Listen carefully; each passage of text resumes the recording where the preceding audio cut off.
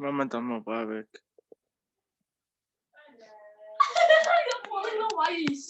Assalamu alaikum.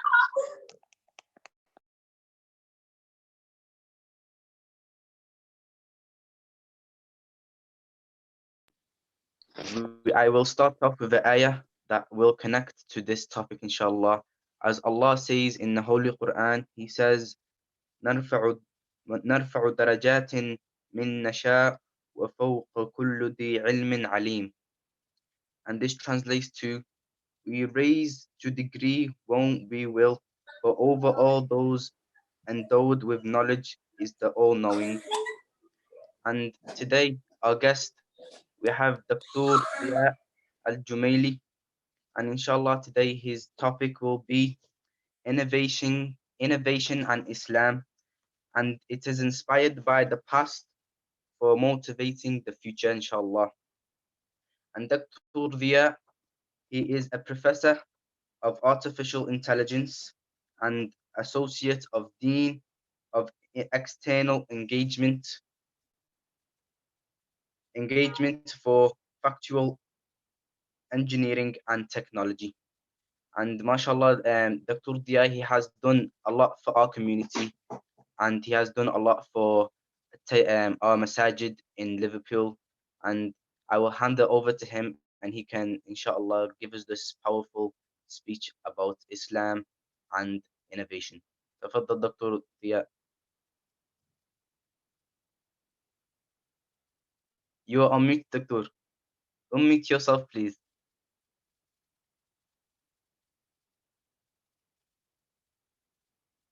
Doctor, you are muted. I am not actually. Now you are. Yeah, good. Do you hear me now? Yeah? Yes, I can. Okay. Assalamu alaikum, Becker. Thank you very much for inviting me to this lecture. Thank you very much for the nice introduction. Can I ask a question? Can you tell me how many people do I have online now? Can anybody? Can the admin people tell me? You have 23 participants. Okay, thank you very much indeed. Thank you. Okay, so you can hear me. I can start my lecture now. Yeah. Yeah. Okay. First of all, Assalamu alaikum. I'm really sorry my hair is so long because, as you know, with lockdown, we cannot go for any barber. So I just took my hair so much with so much gel on it just to straighten it. So you have to excuse my my hair. Okay. My name is Dhiya Al-Jumeily. I'm professor, as Becker said, professor of AI at the Faculty of Engineering and Technology at Liverpool John Moores University. Actually, I am not an associate dean anymore. I have stepped down last year because of the pressure of work. However, I just got a new position at the university. I am one of the governors of Liverpool John Moores University. This year, actually, the first time we have a governor, which is I represent the academics of the university. And it's going to be the post for 3 years. And inshallah, Allah subhanahu wa ta'ala will give me the knowledge to try to support our university. I'll start by introducing the university itself, because university, it is Liverpool John Moores University is one of the main businesses of Liverpool. We have 4 universities. We have Hobby University.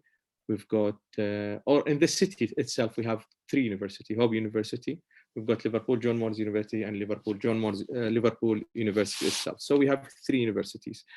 Liverpool John Moores University, it is what they call it, the civic university in the heart of the city.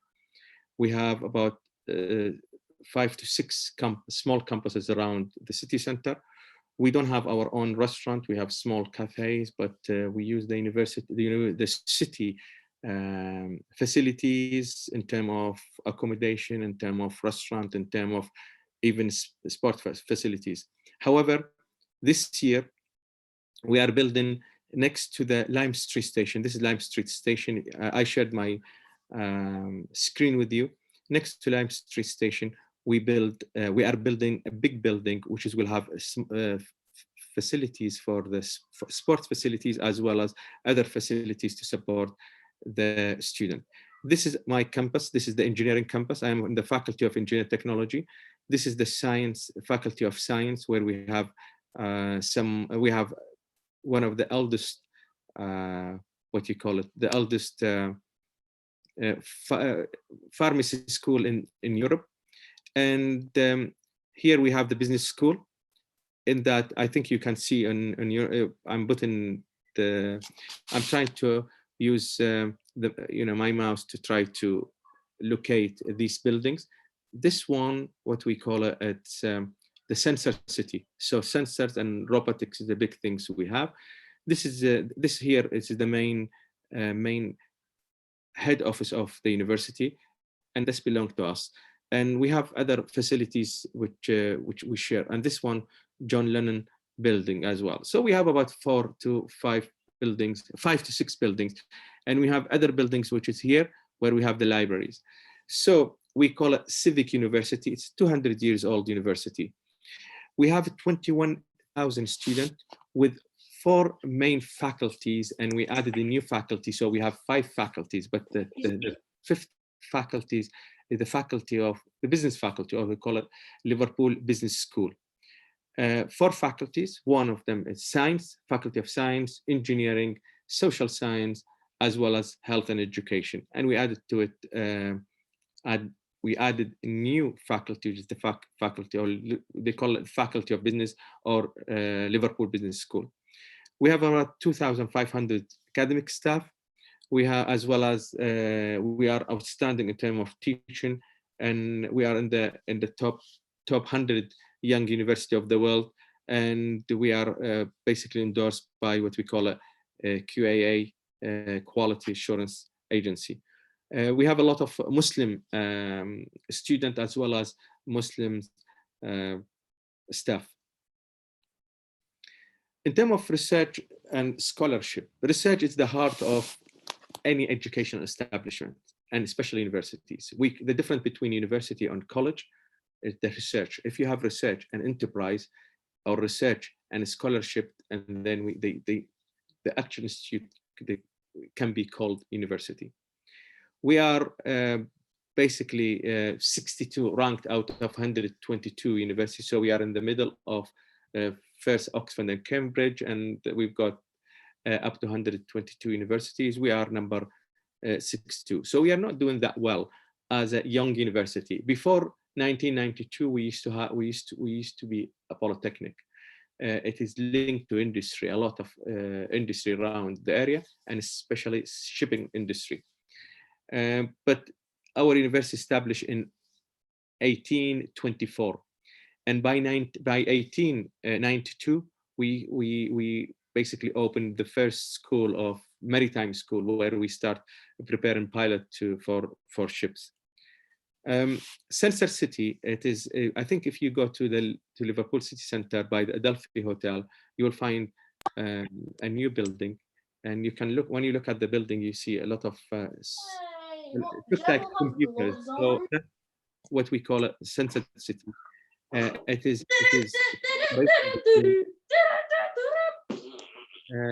somebody giving some noises, if you can, yeah. Collaboration between Liverpool University, the local government, as well as Liverpool John Moores University, but we do lead it.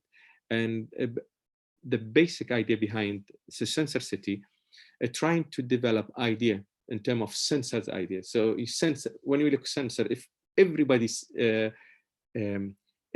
seen sensors before, or involved with some sort of sensors in terms of hardware and software. If you have a microwave at home, then it has a sensor. If you go to any new cars, they have sensors in them. The keys, basically, the keys which is used for opening the car, it has sensors. You walk in, and if there is an alarm you've got at home, they have sensors. If you look at if you use credit card, you have a chip there, and the chip will be basically these days even connect with sensor. Your phone itself, it has sensors. So it's involved in our life a lot. So what we are trying to do with this city, we call it City Sensor City.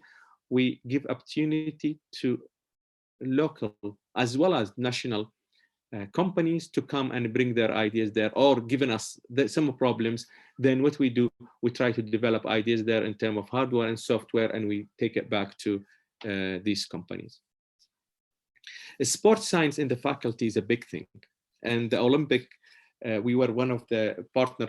We were one of the main players who involved with our Olympics, or with the Olympics, or especially with the team, the Great Britain team, to develop basically to help in developing some of the skills with all these players, especially, and we have tracks to do that, and we use technology to do that by tracking the development of the muscles and the development of, if we talk about martial art, the hitting, the boxing, and all that. So this is basically one of the things which is we are very good at.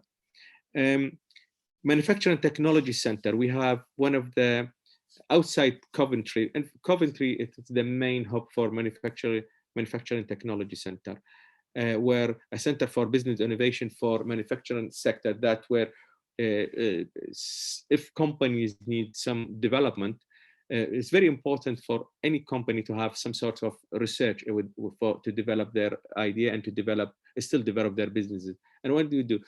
Since our university, it is basically, we use our university as a research and development center for these companies, or for the companies around in Liverpool and around Liverpool. And it's basically, it works for them and for us and everybody. It's a win-win situation, because the companies, they cannot afford to have their own research and development center, while at the same time, if our research and development center can do any business and cannot develop any idea if we don't bring a real problem from industry. And this is where we have this Manufacturing Technology Center in our university. Liverpool Telescope, we own our own telescope, which is the largest telescope in the world, operating remotely, or operating by remote control from Liverpool. The benefit, there are a lot of benefits of this telescope, and where we call it Liverpool Telescope. And we are building now the new generation by 2022, which is going to cost us 16 million euro. But I think 16 million euro, or a little bit more, euro or pound, I'm not sure about that.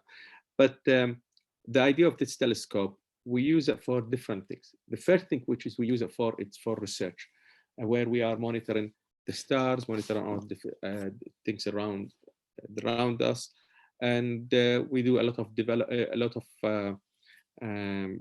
research and development in this case. And then you will see we start linking between data science and artificial intelligence and new innovation, which I'm going to talk about, and this telescope, because there are a lot of stars around us, and we're trying to figure out if these stars we have discovered them before, or it's a new star. And by the way, in terms of Islam and innovation, about 80% of name of the stars around us, actually they have Arabic names. And this is because it goes back to my main lecture, where I'm going to talk about in a minute. A lot of this discovery of the name of this star, they were named in the about 1200 years ago, when Baghdad used to have what we call it House of Wisdom. And I will talk about it in a minute. Another advantage of having this telescope actually get access by 3,600 schools around the country, around the UK. So students who are studying physics, they will have access to that lab remotely. So when they go to the lab, they can access it, and they can see some of the session live. They can monitor in the sky live. And that's one of the big things, which is big services we provide for education. Drones is a big thing. So you've seen drones around us. Drones can be used for a lot of different things. And one of the things they are using a drone these days, especially in Dubai and China, they use it with the corona disease. They are using it to monitor two things, using it for spraying different things, where basically to use for killing this virus, and at the same time, they are using it to monitor the temperature of some of the people around in the streets. And we'll talk about that in a minute.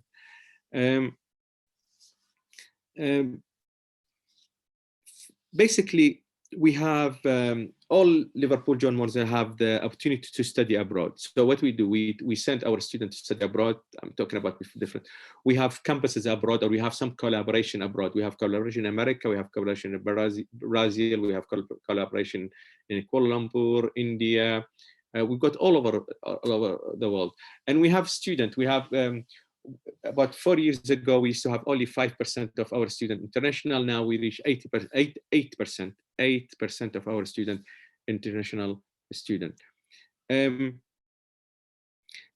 We've got over the water, we are developing what we call a maritime knowledge hub, where we're trying to have, we have at the moment, we have a simulator with 360 simulator. We train pilots it's like we simulate the ship and how you basically drive the ship, or how to navigate the ship, and we have that over the water, and we are developing more and more 360-degree simulator. It was only one in this country, and it is in Liverpool, and it belongs to our university. This is some of the companies which we work with. Oracle, we work with United Utilities, we work with Jaguar, we work with NHS, and we work with the different Merseyside Police, and as well as Liverpool Football Club. So we have partners, all these company, institution, and government organization. We provide them with research, we provide them with students, we provide them with the skills they need, we provide them with graduates to help them to develop or to help them to get staff to basically lead in their organization. Now, this is introduction to Liverpool John Moores University. Since we are in Liverpool, I thought it's a good idea to introduce that. Okay, innovation in Islam. I talk about the journey. Islam was based, Islam based on education. The first word which was given by Allah subhanahu wa ta'ala, Prophet Muhammad, was Iqra. Iqra means read. And that means from the beginning of Islam, science, innovation, looking at education, knowledge is one of the main things for Islam. I say the backbone of Islam.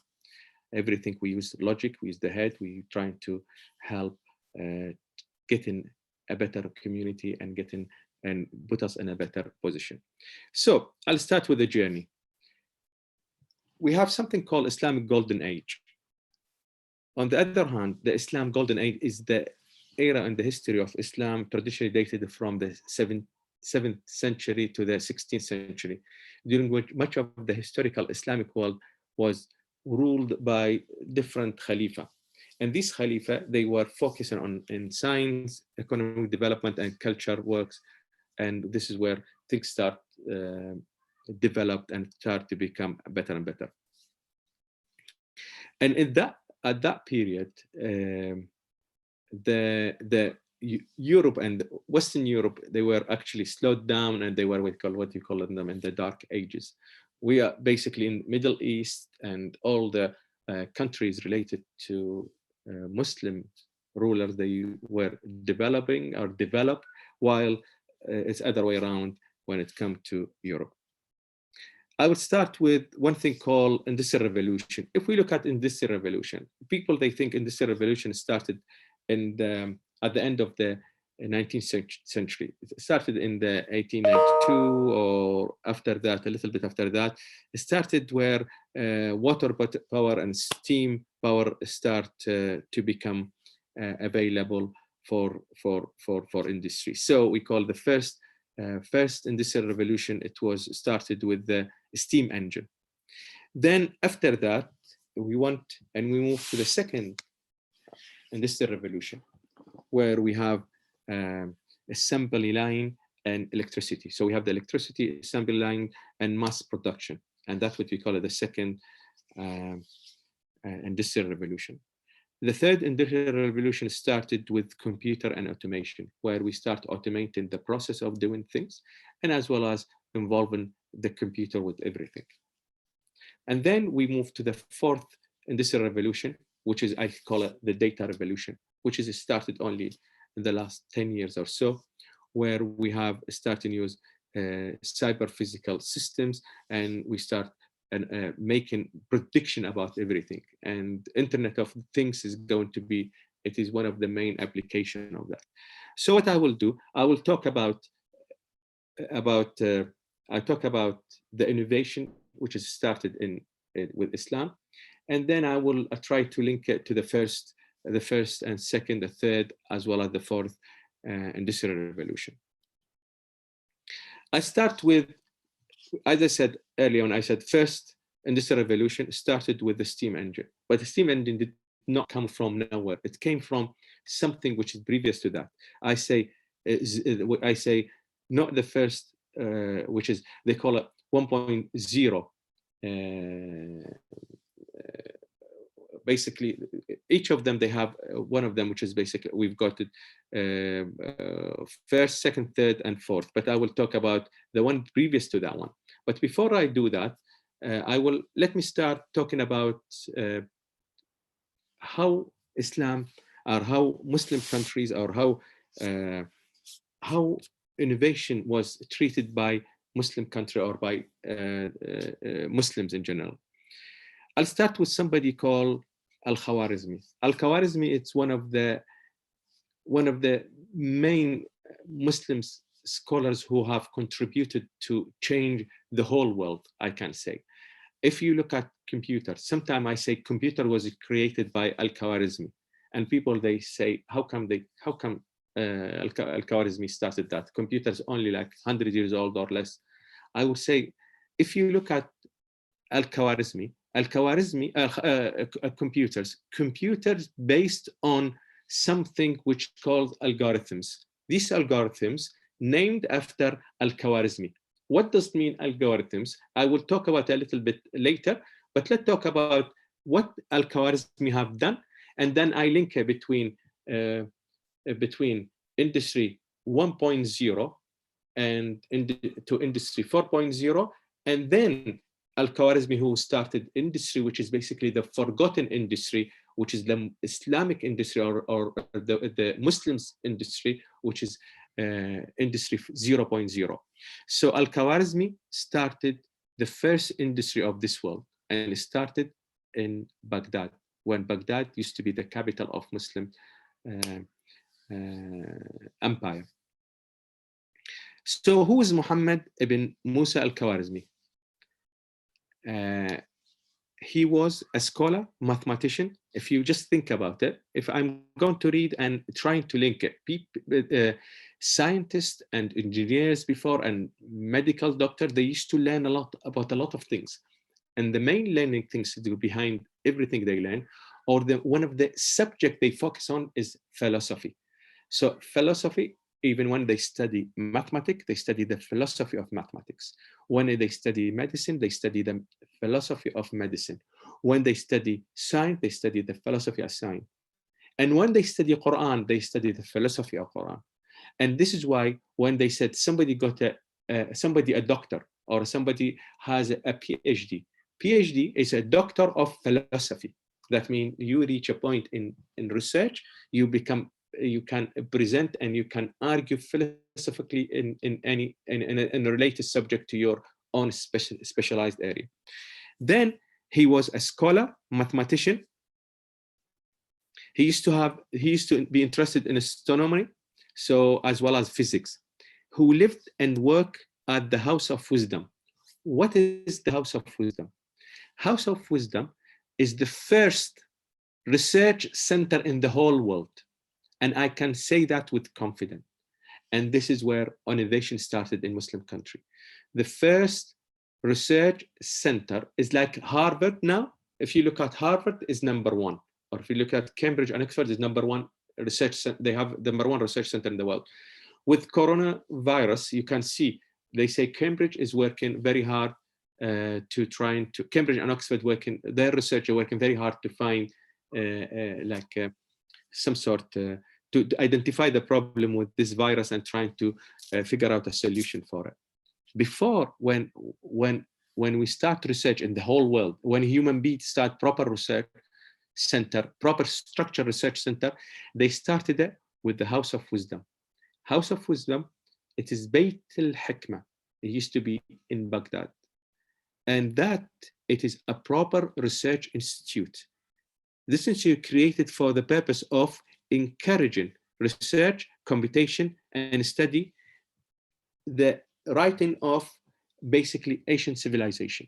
So what was the focus of that? When the House of Wisdom started, when the research center started in Baghdad, they were focusing on two aspects.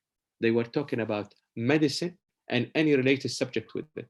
So when they talk about medicine, they look at medicine from medical point of view, from science point of view, from a chemistry point of view. They look at it from biology point of view. So they look at all these different basic science behind it. And then the other thing they were looking at, astronomy. And astronomy, they need mathematician, they need philosopher, they were, and this is why 80% of the names of the stars, they were 80% of the stars discovered at that time, that means 1200 years ago in Baghdad, and the names of them Arabic. So if you go back, if you just Google the names of all the stars around us, you find them, they have Arabic names. Now, so Al-Khwarizmi was living in Baghdad.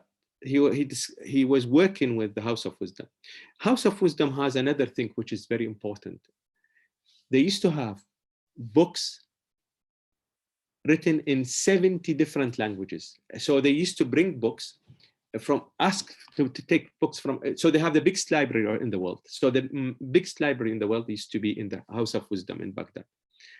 And that library has books in 70 different languages. And the Khalifa at that time, he used to ask people to come from these different countries with these languages to translate it to Arabic. Arabic used to be the main language of research and innovation at that time.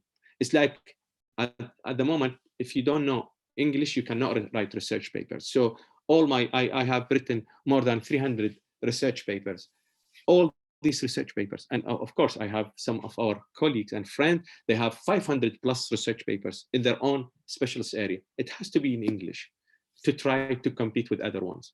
So what we are doing, so in Baghdad, or in the world, at that time, the language of research used to be Arabic language. So that's one thing. The other thing, if they have, House of Wisdom had the biggest library in the world, and the Khalifa had a rule at that time. If you bring a book to him or to the library, and the book not in the library, they will give you, they weigh the book and they give you equivalent to the weight of the, equivalent to the book's weight, they give you gold. So any book you bring, any new book, not exist in the library, in House of Wisdom library, then they will give you equivalent to the weight of it, they give you gold. So that's one of the, this is why people all around the world, they used to go and hunt for books which is not available in the library, or is not exists in the library or in the House of Wisdom library, and they used to bring it and try to get gold equivalent to the weight of it. And the effect of course, at that time, the Muslim civilization innovation went all around the world. It reached up to Spain. And from Spain, we're supposed to go to Europe from that side. And from the other side, through Turkey, through Western Europe, until we reached Sweden.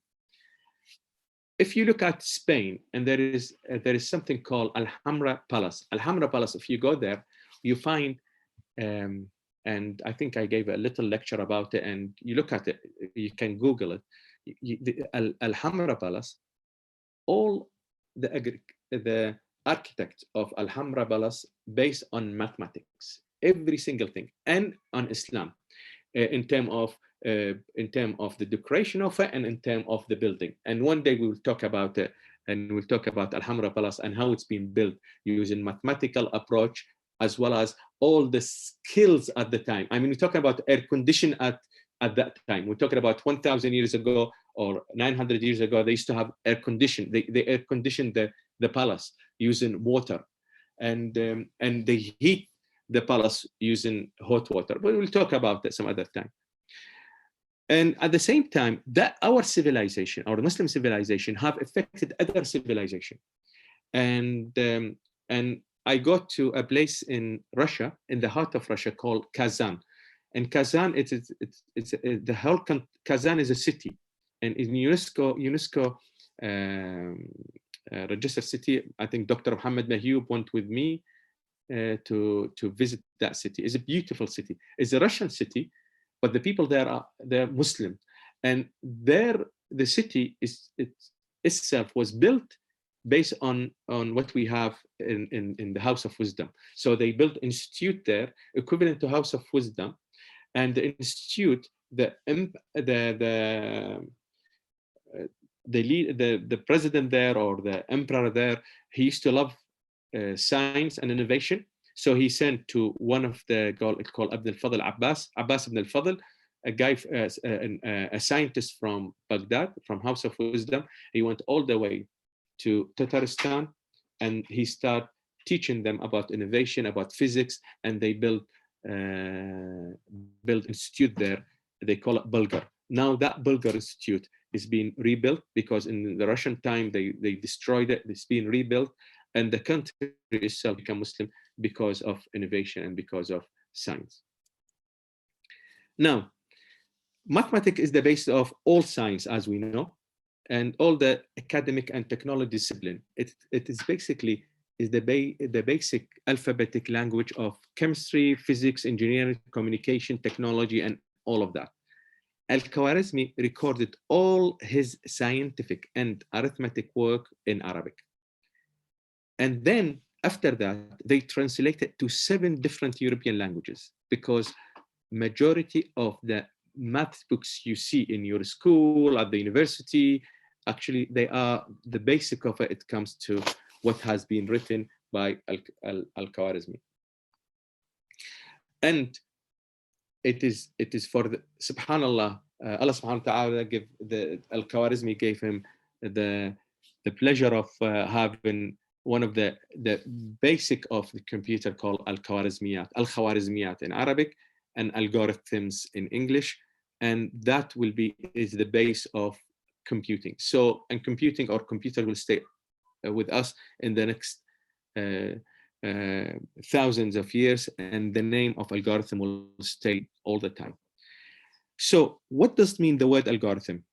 The word algorithm derives from, as I said, from the name of Al-Khwarizmi, as an expression of the method of solving complex technical, mathematical, and scientific problem.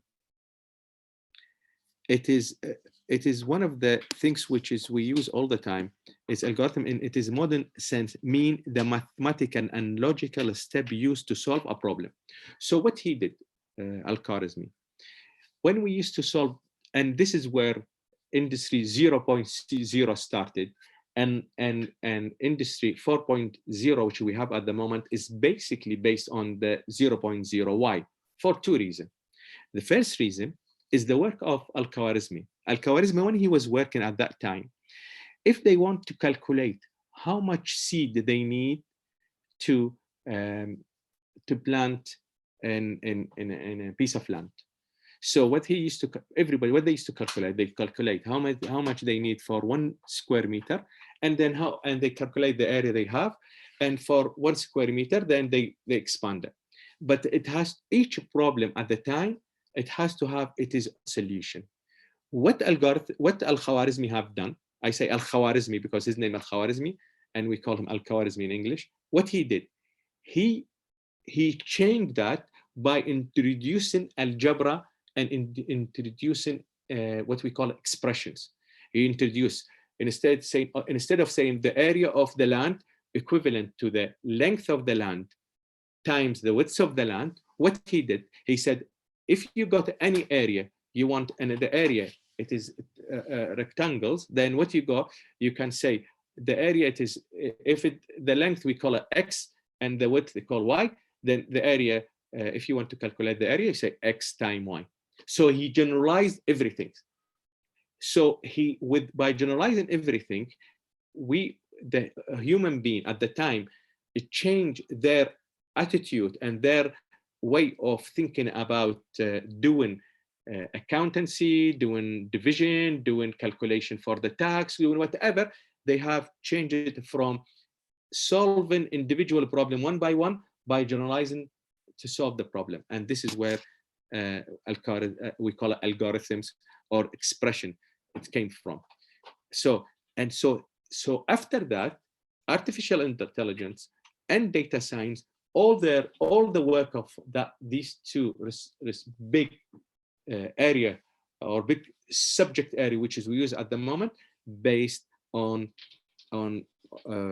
this expression and trying to solve a logical problem by doing logical steps. So he managed to any problem he has in mathematics, he used to have logical steps to solve these problems. So they did all these different problems. He used to divide the problem, make them small ones, and then build mathematical or logical steps to solve these problems. And that's the power of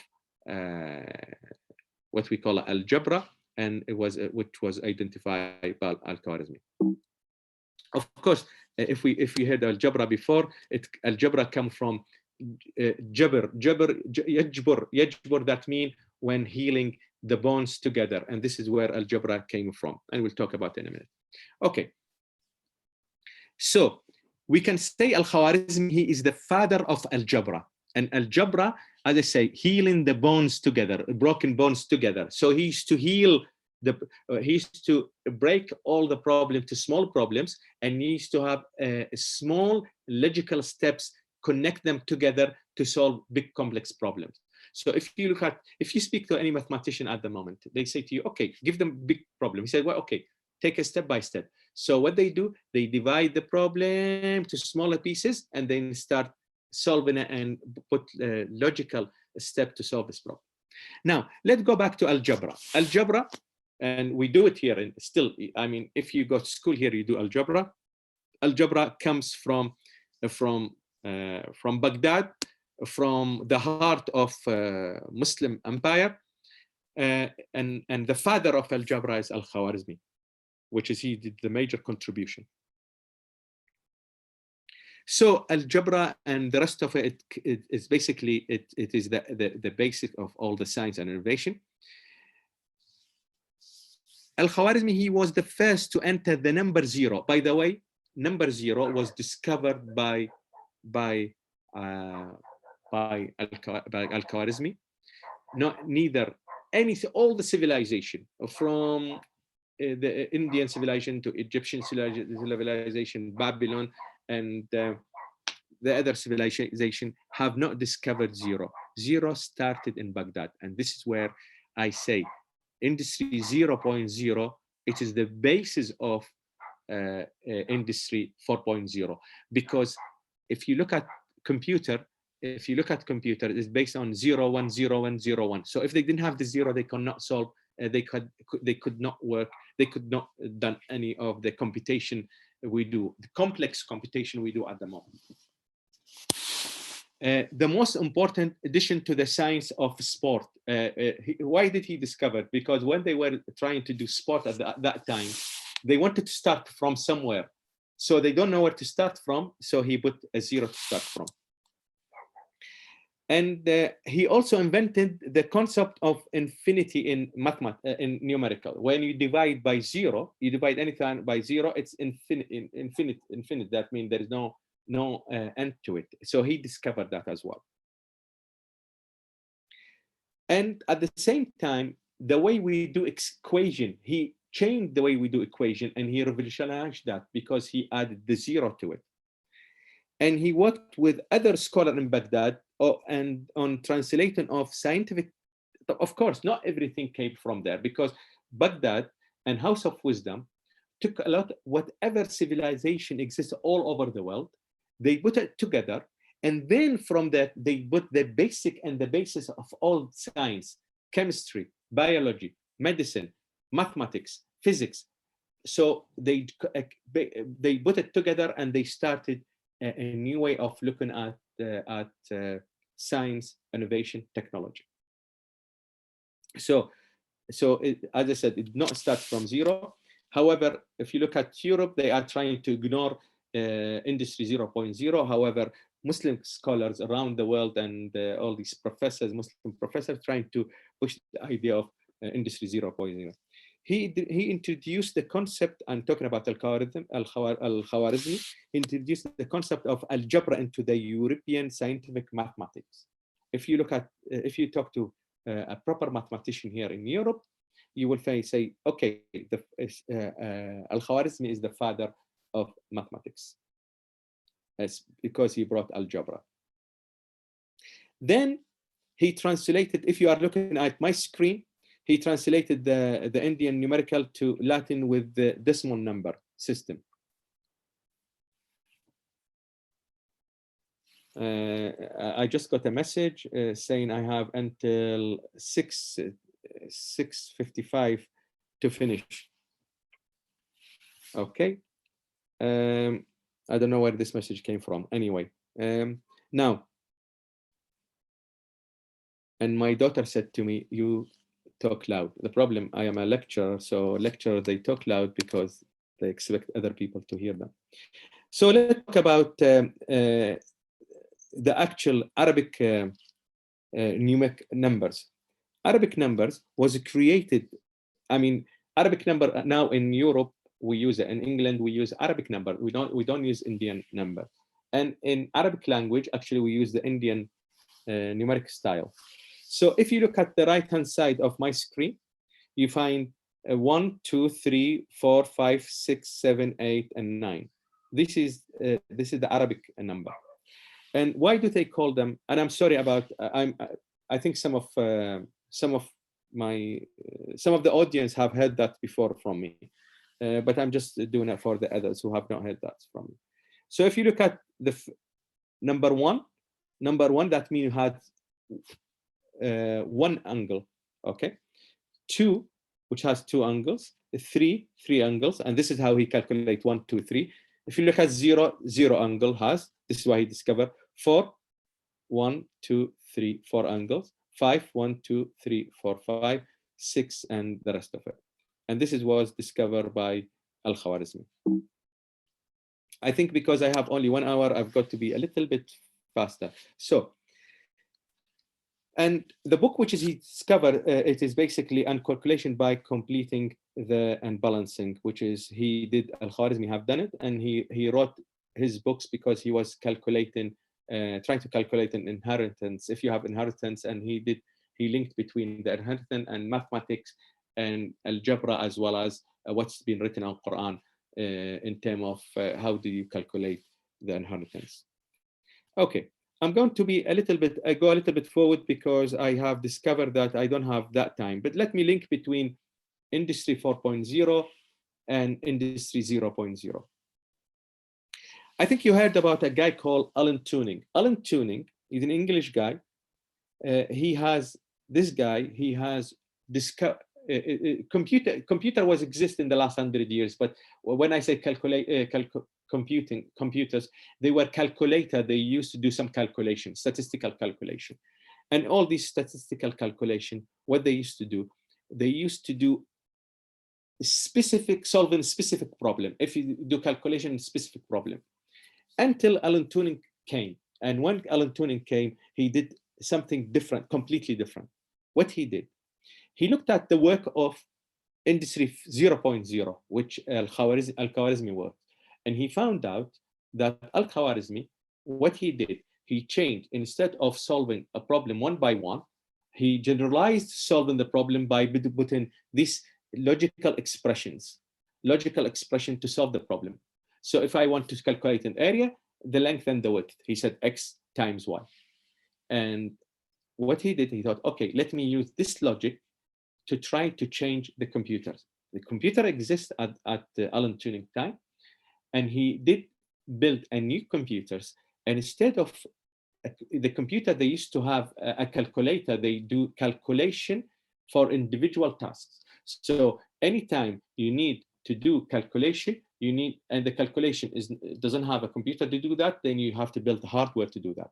What he did, Alan Turing, he built a computer, and that the hardware stay there, exists, but what he had, he can change the problems. So he did solve, so he built hardware that suits more different, can solve different problem. And how to solve the problem? He brought al-Khwarizmi work, and he wrote algorithms, and these algorithms, that mean steps, logical step to solve problem, he wrote them step by steps, and this step by step, it became the programming language we use in computers now, programming language. So step by step to solve the problem. And of course, we have, they call it a programming language we use. So there is a machine language and there is a programming language. For a human being will write a machine language, write programming language, and programming language will be translated to machine language. So we talk about Alan Turing. Alan Turing, he discovered something. This is, if you look at, this is a Turing machine. You will go, if you go to Manchester, you will find that Turing machine is there. This machine, he used it to break what you call it, the Enigma code. The Enigma code is the code which was used by the German to talk between the different troops. So troops, the soldier, they speak in a language, in a code that basically allies cannot understand it. So what Alan Turing have done, if you look at, there's something called Imitation Game. There's a film called Imitation Game talking about Alan Turing, and he broke the Enigma code. He broke the Enigma code using the innovation which was created in Baghdad, created by the Muslim people. He used Al-Khwarizmi's work to solve the problem, and he wrote a lot of, and he is, if Al-Khwarizmi is the father of Al-Jabra, then Alan Turing, he is the father of data science and artificial intelligence. And the heart of artificial intelligence, it's Al-Jabra and Al-Khwarizmiyat, which is discovered by the Muslim scholars. Now, one of the things which I say all the time, conventional computers struggle to solve a lot of problems. For example, if you look at this, and I show it to some people when I gave my lecture last year, I say, some people will think this is A, some people say this is H. If you give it, so if we, as a human being, we are very intelligent. So then when we look at it, if you look at this letter, it can become A or H. It depends on the position, or it depends on the word, where the location of it within any word. So if you look at this, if you give this two words to a computer to read, then cannot read it properly. While a human being will say, because computers will take that letter, which is either A or H. However, a human being can say the cat. It will take it as an H for the first word and as an A in the second word. And because we are very intelligent. And this is what as artificial intelligence all about. What is human intelligence? Industry 4.0 and Baghdad. Human is the most intelligent creatures on this earth. We know it. And if you look at Quran, and there is ayah, basically, Allah subhanahu wa ta'ala قال للملائكة إنه Adam is the most intelligent. So he is the most intelligent. So we are the most intelligent. Because why? Because we have the ability to learn, reason, preserving things, and understanding of different languages. So this is why we are intelligent. We say anything intelligent if they have this 4 component. Of course, different school of thinking, they think about it differently, but I'm talking about the majority of school of thinking. So learning, reasoning, preserving, and understanding different languages. Okay, Human can speak and listen to communicate with other language through what we call a speech recognition. So I'm talking about now the difference between human activities and computer activities. So human can speak and listen to communicate a language. This is what we call the field of speech recognition. Now I'm going to talk a little bit about artificial intelligence and link it to the innovation, which is we talk about. Much of the speech recognition is statistically based. Hence, it is what we call a statistical learning. Then human can read and write text in a language. This is the field what we call a natural language processing. Okay, and if you look at, if I put this one here, is statistical learning, which is natural learning processing with the speech recognition. Now, I will move on and move on because a human brain, a neural network can think deeper. Okay, we have something in artificial intelligence called neural network. Neural network, we try to build some artificial neuron to trying to think like a human being and to trying to do the fourth thing, which is I explained earlier on in terms of reasoning and all that. And I'm going to basically, this is a diagram. Actually, this diagram was built by one of my ex-students, which is Dr. Mohammed Mahyoub. When I was talking to him about artificial intelligence, we built this one to show to the world how artificial intelligence works. So look at artificial intelligence as the big bubble, and there is symbolic learning, and there is machine learning. And then between that is computer vision and the rest of it. So people want to learn more about that, we can tell them more about that. No, one last thing I want to talk about, which before I end up my lecture, it is what we call people, they talk about any automated things, the people they see, they say this is artificial intelligence. It's not true. Artificial intelligence, we call weak artificial intelligence and strong artificial intelligence. So machine with weak artificial intelligence are made to respond to specific situation, but cannot think for them. So any machine, we call it intelligent if they can think, they can reason, they can learn other languages. So if you go to car manufacturing company and you find they are building cars and they have all these robots, they work. The robot, they work and they do the task over and over and over and over. And they say, this is an AI. This is not AI. This is automation. So a machine, it is programmed using algorithms or using al-Khwarizmiyat to trying to do a specific job without thinking. So this is not AI. However, we say strong AI, a machine with a strong AI is able to think and act just like a human. It is able to learn from experience. And this is where we do prediction. This is where this with coronavirus, we are trying to have now artificial intelligence approach to try to look at this different data and trying to learn about the corona disease. So the corona disease, now we start collecting data, we start understanding it. And now they say that, for example, British government said this spike came down. So basically the peak, we reached the peak and it's going down. Why do they say that? Because they had a mathematical model, they have a mathematical model, or they call it computer model, where they know where is the peak is going to be, when it's going to go down. And the most important things, AI going to be involved with the corona disease is going to be with the genome. That means we're trying to understand. They say people who comes not from not white people, British people, not white, they get if they get the disease or if they get the virus, they have more chance to die than the people who are the white people. Why is that? Because it depends on the genes. So AI people now, they have a lot of people around the world, including our research group. We are working to understand the genome and trying to link between the genome and the virus and the effect of it on different people from different races.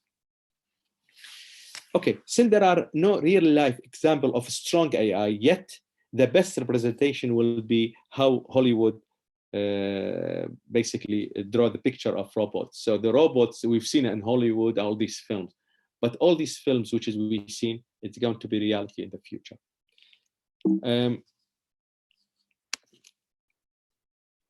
And as I said, I've got a lot of talking about the benefit of AI and all that, but I have been given signal that I am finishing.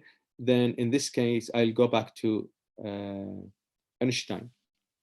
What I want you to be, I want you to be very proud of your background, but very proud of the Islamic culture, very proud of where you come from. I want you to tell everybody that math and science came from the Islamic culture, or it came from our Islamic Muslim scholars. I want to inform the world that without Industry 0.0, which started in Baghdad, Industry 4.0, with the data revolution, the new revolution, a real industrial revolution, actually is based on algorithms work, based on algebra. So we are very proud to have the first revolutions of industrial revolution in the world.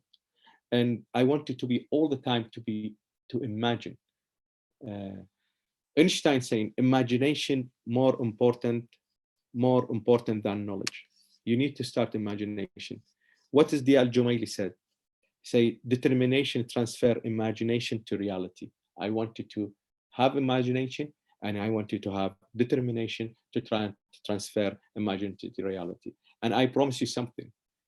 The world is changing. Muslim scholars have started Industry 0.0, and I believe that the Industrial Revolution 5.0 is going to go back to Muslim country, inshallah.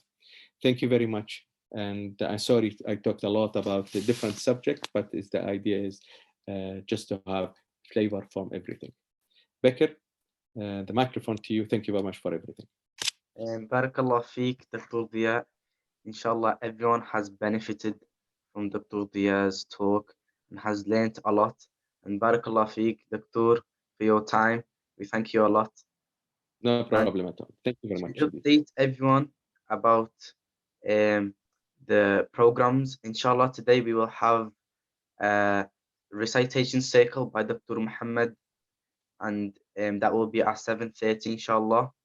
And after that, we will have Sheikh Muhammad al-Shari'i doing video soul reminders after 10 o'clock, inshallah. And I hope everyone this Ramadan has had a blessed Ramadan and has enjoyed their time. And as we know, we are stuck at our homes and we are not able to go out and do khair. Please, we advise you to give charity to our masjids, Masjid al-Taysiir and any other masjid. So in our website, we have the links. If you can visit our website, which is Liverpool Ramadan program.uk, and at the bottom, inshallah, you can find a link to donate to the massages as they are in need, inshallah. And if anyone has any questions, please email us at salam@Ramadan, liverpoolramadan.uk. And I have been your host, Abu Bakr, and Barakallah Feek, Dr. Dhiya. We have appreciated your time. And Assalamu alaikum wa rahmatullahi wa barakatuh. Wa alaikum assalam wa rahmatullahi wa barakatuh. Barakallah.